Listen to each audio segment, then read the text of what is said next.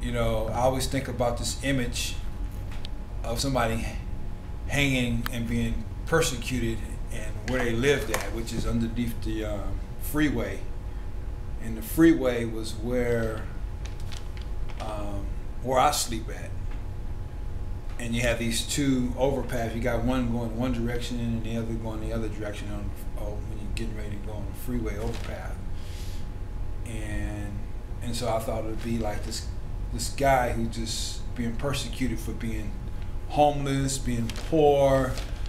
And then I got right here, they marching all the way up, no more homeless death, all the way to City Hall.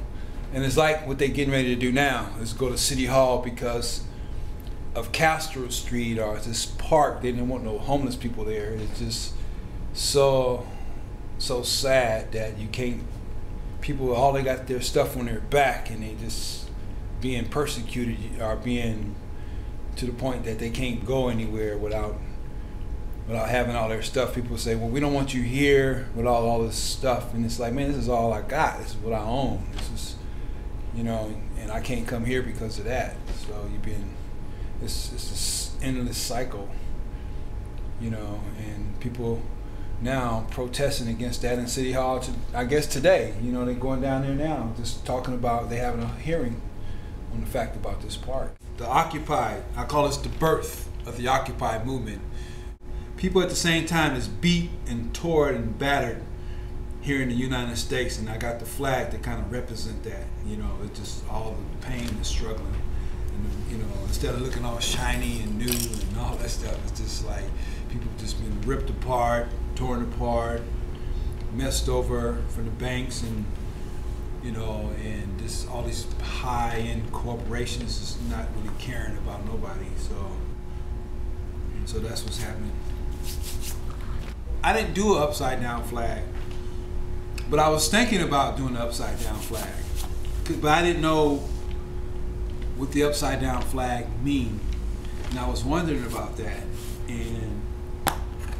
And to me, I kind of thought, well, I always want to uphold, I really wanted the flag of the United States and the people to be upright, you know, and I like to want to show the strength in it, and at the same time I want to show, even though people are still upright, it just show beaten and torn and abused and ripped apart from rich people and poor people, but I still want people to believe in the hope of the United States to try to one day change.